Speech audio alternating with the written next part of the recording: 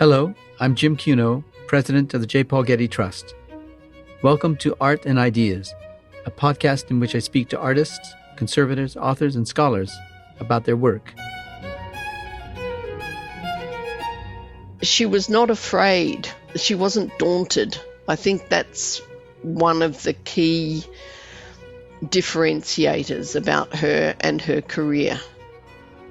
In this episode, I speak with Catherine Hall van den Elsen about her new book on the 17th century Spanish sculptor Luisa Roldán.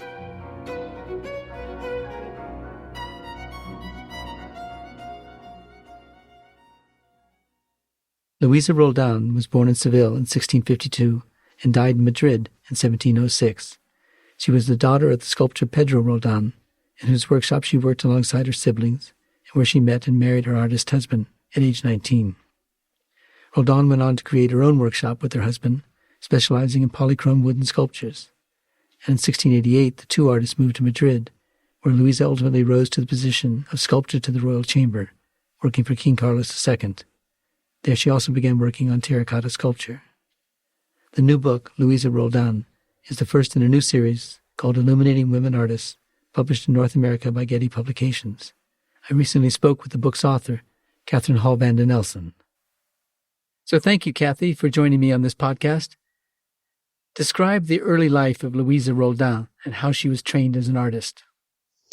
Okay, so Luisa was the daughter of Pedro Roldán, who was a renowned sculptor in Seville. And like many artists of the time, she became simply absorbed into his studio and trained alongside her brothers and sisters and Pedro's apprentices. What was his career like? There's one description of him that suggests that he held grudges and he didn't suffer fools gladly. At the same time, he was connected with the sculptors and the painters of the time. So she had really good connections that way, but I suspect it can't have been easy being this man's daughter. He didn't have sons. His first surviving son was born 10 years after Luisa, which meant that he would have been pretty panicky about who he was going to leave his workshop to, his business to. So I suspect that that's why Luisa got a lot of very, very good training from a young age, because at that time there wasn't a male heir. Did I understand you to say that there were other daughters who were sculptors too? Oh, yes. She had about 5 sisters, and a few of them were trained as sculptors or polychromers, because Pedro also painted some of his own sculptures. But what often happened with women artists is that they were trained in their family studio, but the minute they hit adolescence and had a husband chosen for them, their productivity diminished and eventually stopped or disappeared or was absorbed into dad's output. So Luisa was the only daughter who actually established herself as an independent sculptor away from her father's studio. What was Luisa's career like, and was she ever in charge of a studio? When she got to the age of 19 and married, she left the family studio effectively. So she went and lived with her husband's family, which in itself was fairly unusual because they usually moved to the house of the daughter and the daughter's family. And from that time, she ran an independent operation. Now, what that actually means and how big that was is a complete mystery to everyone. You have to understand that research into Luisa has been picking up in the last couple of decades, but before that, very, very, very little was known about her. So we may in due course find that she had a sizable studio. At the moment, we know that her husband was a sculptor, and she mentions him a couple of times as having helped her with her work. His brother was the polychromer, the painter, so we know that that's a second person who worked with them. And there's a reference in a newspaper, of all things, to them having had an enslaved person in Cadiz in southern Spain who also helped them with their work. Now, I don't know any more details than that. So all we know, it was a very family-oriented concern. Is there any way that we might know how the studio worked and who got the commissions, for example, for sculptures? Well, that's another thing. Finding the legal documents that define the commissions is also quite tricky. We don't have many. She could never sign documents because, being female, the law didn't allow that.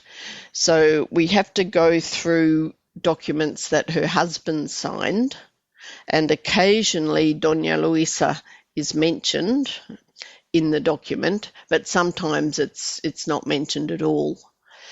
We can go through church records, which might have a reference like 1690 payment of 200 reales to the sculptor.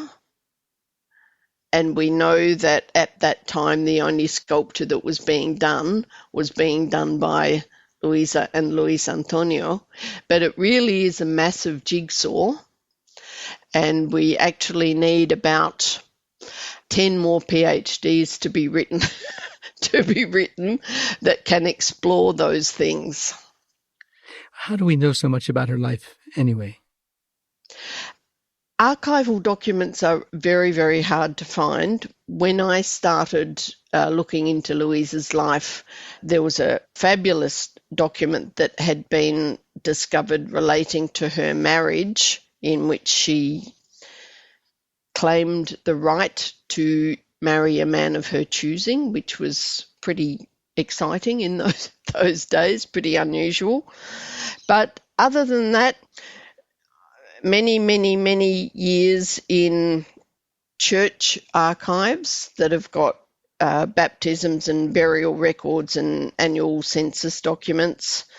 We've got local legal archives that have got rental documents, apprenticeships, loans, debts, payments, wills. National archives have got information about noble families. So if you have a spare month or two, you can go and just start looking at all of the families who were in Madrid around the time that Luisa was in Madrid. And that is where, in fact, I found a reference to the only private patron that we know of so far. So it's just a matter of persistence and being able to sit in dusty archives for months on end, basically. I want to get a sense of what it was like to be a woman and a woman artist at this time in Spain. You say that someone named Juan Luis Vives wrote a humanist treatise on the education of a Christian woman. Tell us the circumstances and the content of that treatise. Okay, so I'm doing another book that relates to women artists in early modern Spain and Portugal. And what I've found since starting this is that since the ancient Greeks, men have had a fascination with judging the behaviour of women, and they'd often define appropriate behaviour in texts. And Juan Luis Vives wrote for Catherine of Aragon, who was Henry VIII's wife, and Luis de Leon, who's another person I quote, wrote for a niece.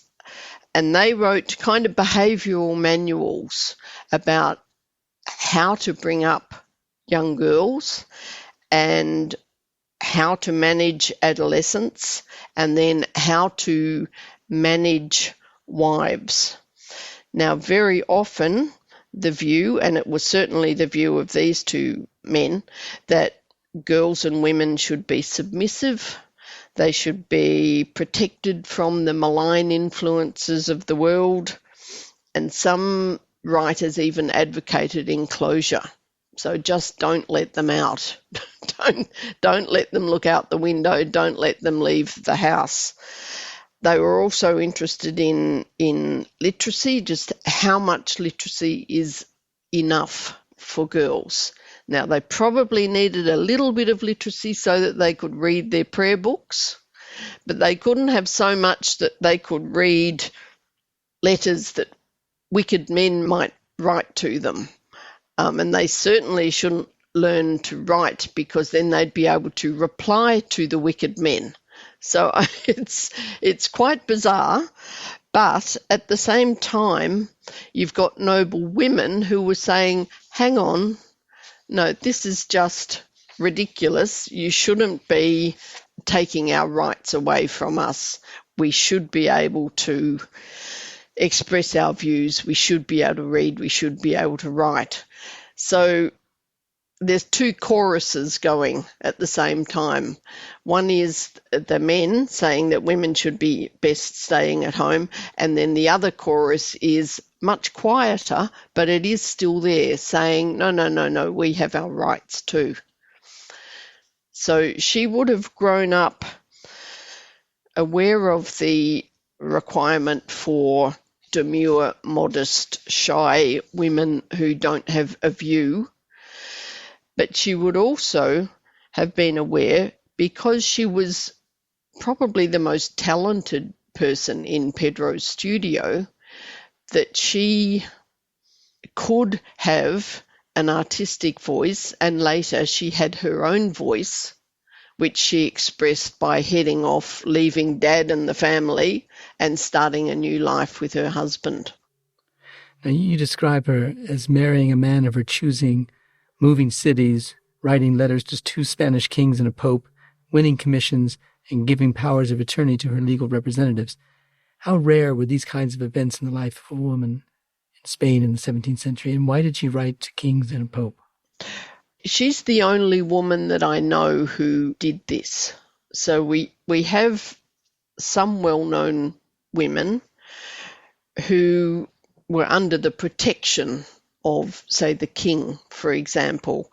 But here we've got a woman from probably the middling classes, so not the lower working class, but she was a working woman, and she got about. She was able to, with Luis Antonio, use her skills to get ahead, to move cities, to not stay working for Dad in his studio in Seville, making him look good.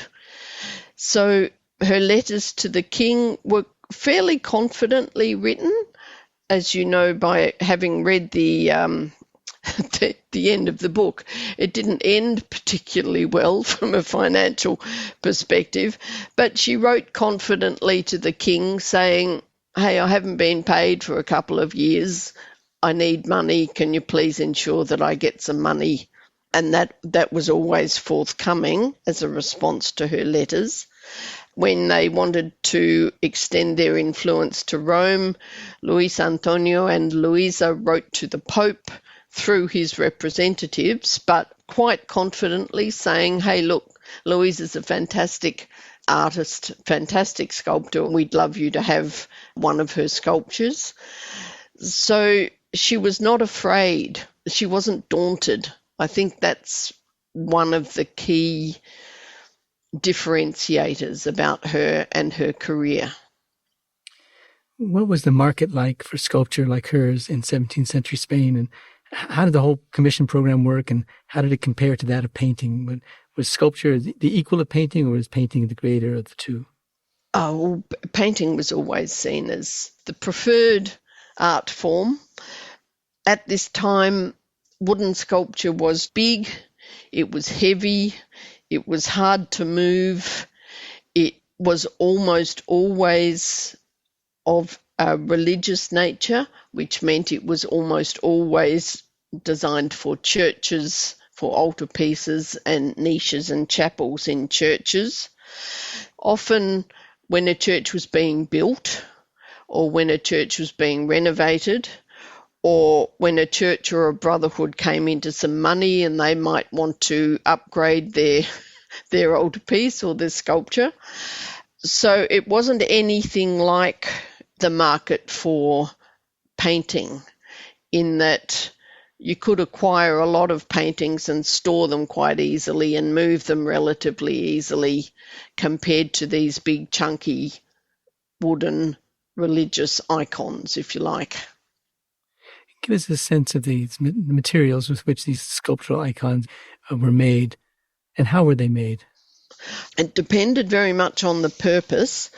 Some started as very large pieces of wood that were hollowed out from the back or the bottom to reduce the likelihood of splitting and to reduce the weight. The heads of sculptures were often hollowed out so that you could insert glass eyes and a tongue and a teeth.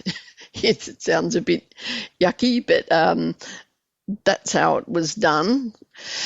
But other sculptures that were designed to be much lighter so that they could be, say, carried in processions, for example, and you'd get them built over a fairly crude frame, and over that frame, which would be constructed of relatively cheap material, then smaller pieces of more expensive wood were attached over the top and then joined with glue and nails and pieces of dowel.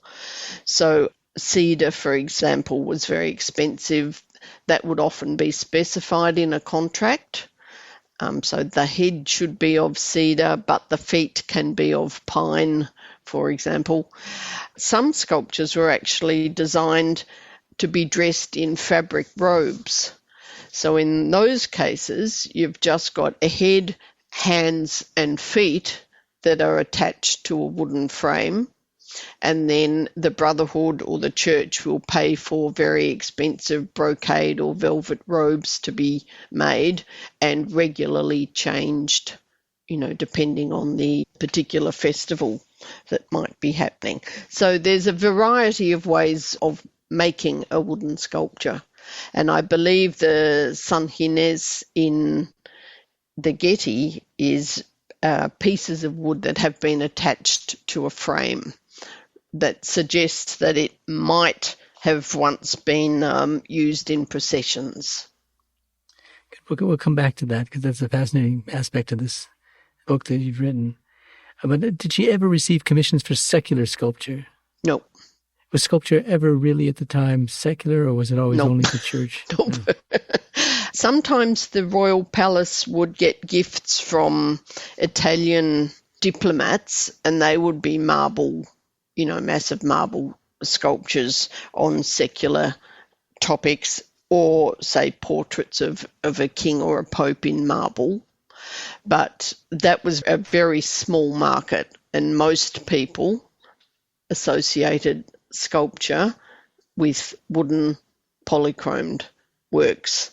And this relates back to the Council of Trent in 1563, making it very, very clear that images should be made for the glory of God, and images of saints should lead people closer to God.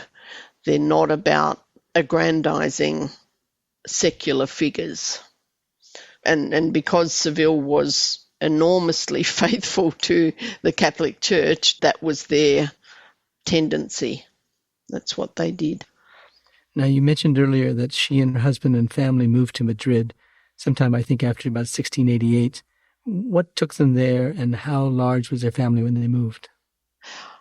I think it must have been a combination of great ambition and perhaps wanting to establish herself away from her father's influence. She was actually doing really well in southern Spain. She was doing a lot of work down there. She was well recognised. She was called to the cathedral to do their Easter monument. That's a kind of a big deal for a youngish woman. She was in her early 30s then. So there would have been no reason for her to leave in terms of having a viable business. There's a story that there was a wealthy patron who enticed them to Madrid and said, come to Madrid and I'll look after you. But actually that patron was no longer wealthy when they got to Madrid. He kind of went broke and got into all sorts of trouble. So they might have been enticed by his enthusiasm, but from an economic perspective, he wasn't a big help to them. So by then, Luisa had given birth to at least 7 children that we know of, but only 2 were left when they moved to Madrid. She signed a document in Cadiz in July of 1688, and then in February of 1689, she had another child, but we don't know of any more children that she had when she was in Madrid. The records are patchy, to say the least. Now, when she gets to Madrid, she makes terracotta sculpture instead of, or in addition to wooden sculpture. How different and how difficult was it to make it in wood as opposed to terracotta? So I think she got to Madrid and looked around and thought, oh, the market's already been cornered for wooden sculptures. There weren't many new churches being built.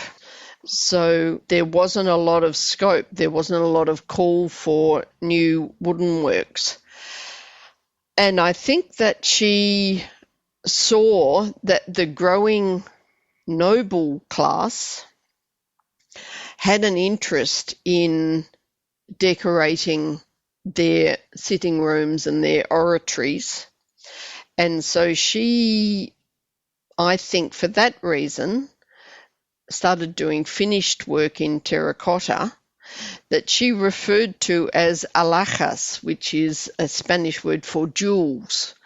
In a letter to the king, she'll say something like, and I have done many alhajas. So I think that's where she realised that her main market would be. But at the same time, she continued to work in wood. And it's kind of interesting because wooden sculpture is made by using chisels to remove shards from a large block of wood, but terracotta is the reverse. So terracotta is actually building up and making a shape rather than making a shape by removing pieces of wood. So she's doing both. The wooden work tended to be between about 75 to 150 centimetres in height, whereas terracotta groups mostly were around 50 centimetres in width and 40 in height. So they're very, very different conceptions, very different ways of working. Terracotta was a much cheaper material. You didn't need a big studio to make the terracotta works because of their small size. I found a wonderful letter to the king saying, I've done 80 terracotta groups. See attached list. And I turned the page and the attached list wasn't there. It's disappeared sometime in the past 350 years. So we know that she, I don't want to sound too flippant, but she churned these things out, the small terracotta groups. She was able to do a lot of them and presumably find a really receptive market for them. And as always, she was supported by her brother-in-law, the polychromer, Tomás de los Arcos, who basically brought her wood and terracotta to life with his incredible skill with painting and the use of gold. And he was a very big part of her success, I think. Now, you mentioned that the Getty has a work by Luisa in its collection, our collection. It's a rather remarkable work. It's over life-size, or seems to be over life-size, portrayal, if not a portrait, of Saint Inez. Describe the sculpture for us and tell us how it came to be in the Getty's collection. Well, the San Ginés, you're right, it's about 175 centimetres tall or 69 inches.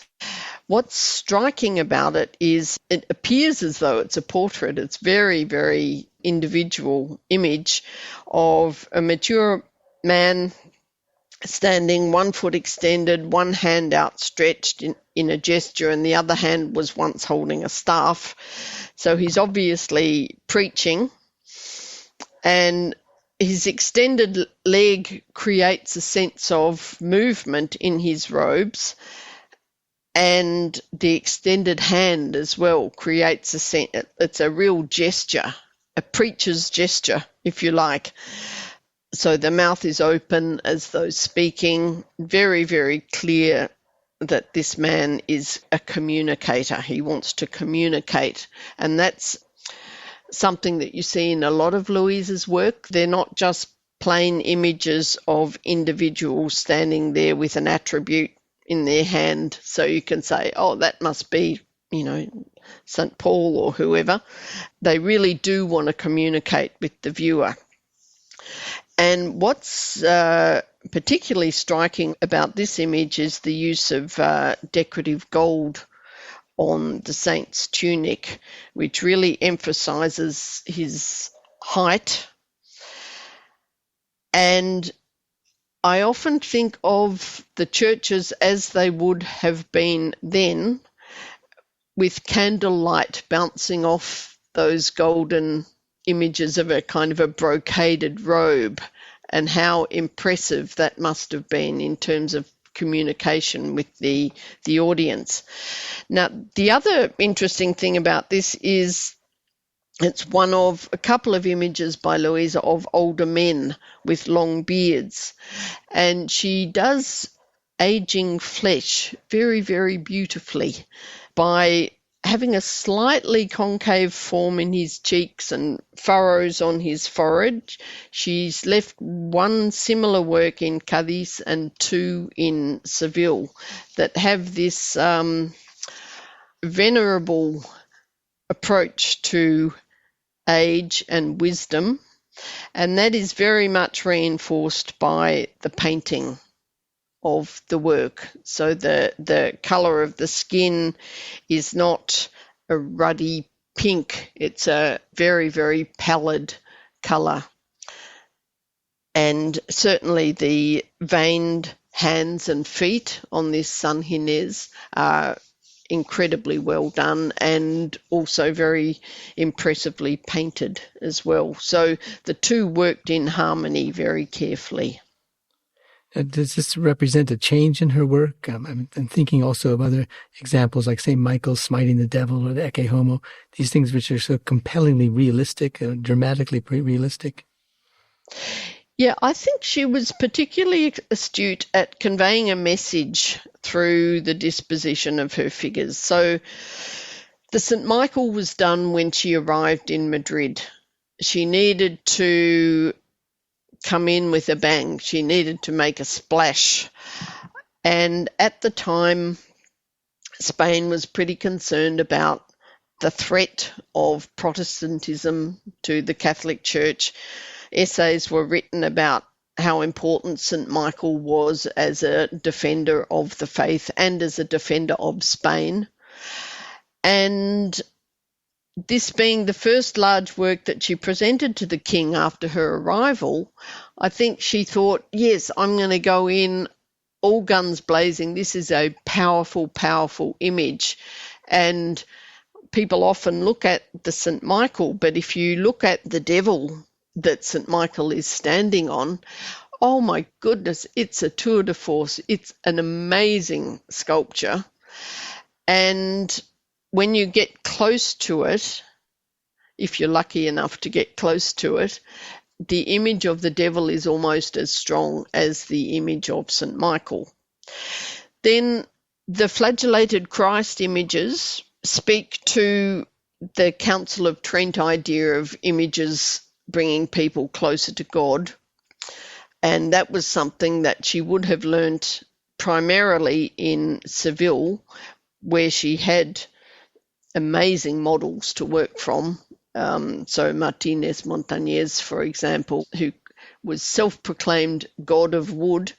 Someone wrote of him, you don't really need to praise Martínez Montañez because he does a good enough job of that himself. So she had him to use as inspiration. And then we've got the images of St. Joseph with the Christ child. There were lots of essays written at the time that have transferred the image of St. Joseph from an elderly man who's very much at the back of the Virgin Mary and Christ to a young, virile carpenter who loves his little boy. And there are essays written that say, oh, he loved tickling him and playing with him and giving him lollies. And so Luisa sort of translates the contemporary thinking about these figures into her work rather than doing very sober images. Each type of image that she does reflects the mood of the time. So the Virgin Mary was seen to be a behavioural model for working class women, devoted, humble, modest. And you see in the image of the Virgin Mary on the front of the book, it's a very approachable portrait. She doesn't look like this holy person who's up on a pedestal. She's actually quite relatable. So I think when Luisa does San Ginés, as she also did some other similar work in Andalusia, there's a sense of gentle piety. He's very, very keen to speak. She's unafraid to acknowledge his age and his wisdom. And I think that, along with the other works of aging men, are just another example of her responsiveness to contemporary thought, if you like. What about her lactating virgin, which is a very powerful sculpture, small sculpture, but it's very powerful? Yeah, the relief. She did so many innovative things. She did nativity scenes with 150 figures in them, and you just think, how on earth could you conceive of that? So she's doing massive wooden images, she's doing tiny terracotta groups, she's doing relief work, but this lactating virgin is a really, really striking image. The delicacy with which she's done the Virgin Mary's sleeves and cuffs, because it's a tiny work. It's probably about the same size as an A4 page. But it's got so much detail in it. The relationship between the Virgin Mary and her son is very clear. The intimacy of that is very, very special indeed. And the rich colour of her robe and its contrast against her skin and the skin of the Christ child is very striking. What did it mean that she made the lactating virgin for a pilgrimage church, Santiago de Compostela? Absolutely no idea. That's the trouble with researching Luisa. There's a lot that's still unknown. So we genuinely don't know what some of these pieces were made for. We don't know when it arrived in the Church of Santiago. It could have been donated by a noble person who owned it. It could have been a gift from one of the kings or queens to an archbishop. When the Civil War happened in 1936 in Spain, things got moved and houses were damaged and churches were damaged, and some things were kind of rescued before the damage happened and taken away, and then they never actually made it back to the original house or church because of the damage. So we have works that are very, very clearly by Luisa that we're not quite sure where they've come from. I wonder if you could tell us about the modern reception of Luisa's works. When I was in graduate school, we never heard of her, and we never obviously didn't, therefore had not read her. But that was probably because you can name it, maybe because she was a woman, because she specialized in religious sculpture, and a particular kind of sculpture that was out of fashion at the time, this intensely realistic sculpture. Well, it's actually been rather difficult because you do get contemporary writers making assumptions about her, and unless you actually understand the context, which is why I did a chapter on the context, you don't actually understand what an incredible set of achievements she had. You know, just think, oh yeah, woman artist, did some good stuff. But actually, no, it was really, really, really difficult.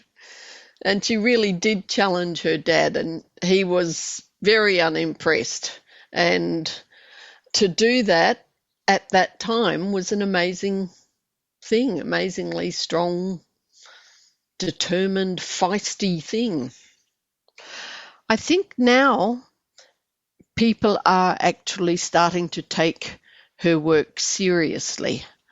When I was an undergraduate, I read a book by a very well-known art historian who basically said when Pedro Roldán died, that was the end of Golden Age sculpture.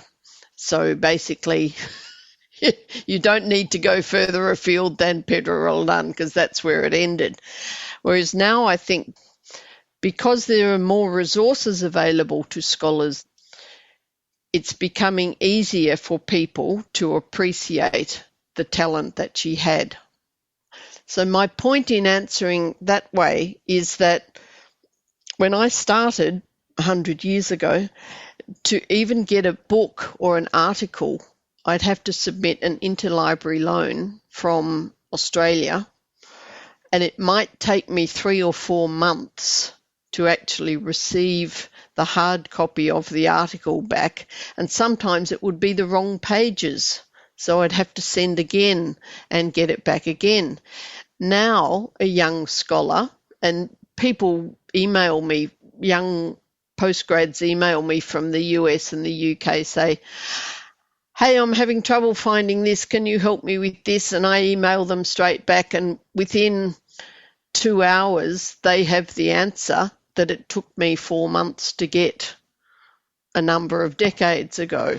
So I think that from the perspective of scholars of Luisa, it's easier now to access her work. It's easier to find out about her. And because of the why have there been no great women artists of the 1980s, that push, now certainly feminist art historians are using her as an example of creative, fabulous women. That being said, they themselves are not necessarily across all of the details that we're discussing today because they're coming at it from a different angle, but the material is there, it's accessible now.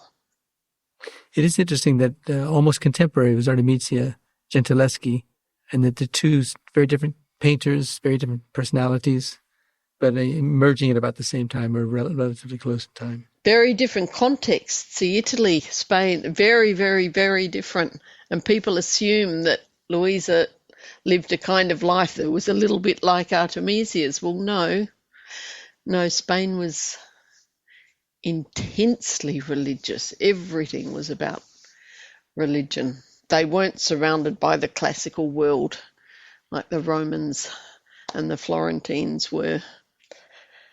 So one day I hope you'll be able to read the new book that's coming on women artists in early modern Iberia, because that talks about a lot of others as well besides Luisa. She and one Portuguese woman who remained single are the standouts, but there were an awful lot of women who did quite well until about 10 minutes after they got married.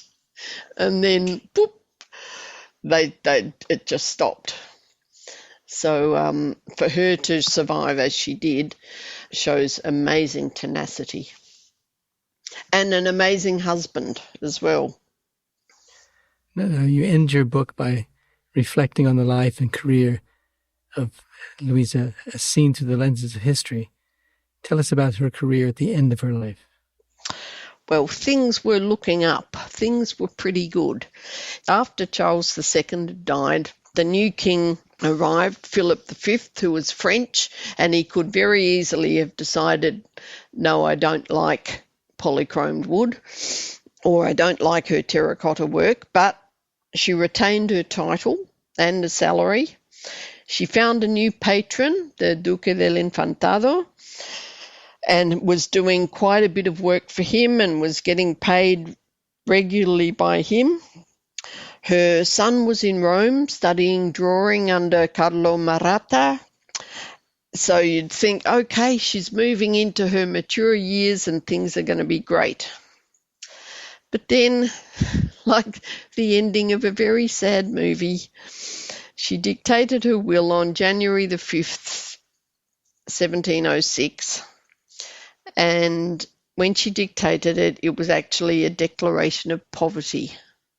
So she left no worldly goods at all.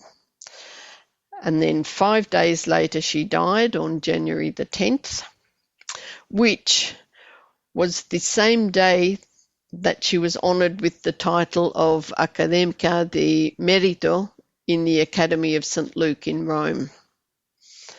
So she was talented, she was recognised, she was praised, she was buried as a pauper. Go figure, what an ending. So I think the last days give us an indication of how tough it was to survive as a sculptor in the Spanish court.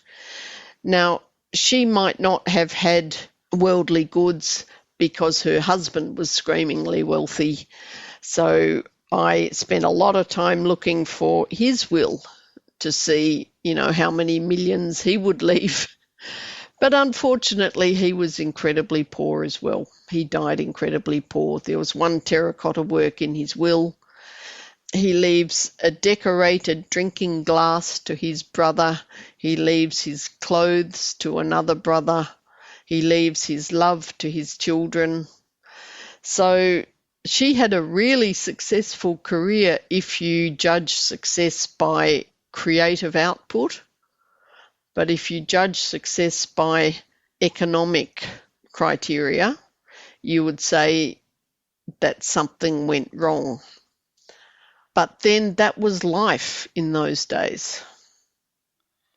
Well, it's an extraordinary career and life, and you've told it beautifully, Kathy, so thank you very much for sharing it with us. It's been a pleasure.